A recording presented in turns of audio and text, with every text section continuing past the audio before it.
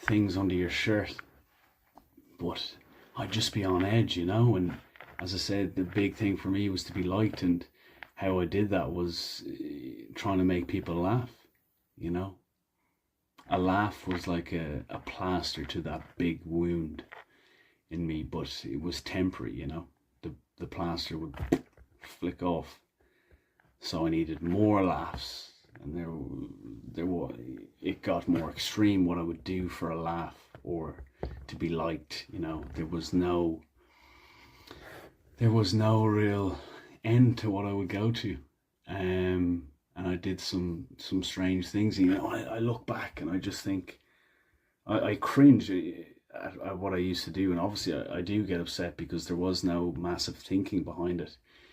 It was just always on edge, one thing to the next, and you know, how did no one look and say, "What the hell's wrong with this guy?" You know, this is the norm what he's doing. But I think maybe people did, or people had an idea. But again, you know, you're young and you're in school, and maybe you can't say anything, you know. And but you know, I know the people I went to school with, you know, God bless them, they definitely knew something was up, knew I was different, you know. And I always wanted to portray that crazy, wild guy, you know. You know, if you put my first drink, I used to think it was when I was 10, when I had some Tia Maria and some Wicked, I think, or whatever. But after further exploration, it was when I was 5. But it doesn't matter.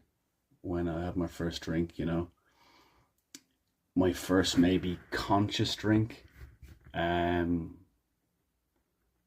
say around 13, you know,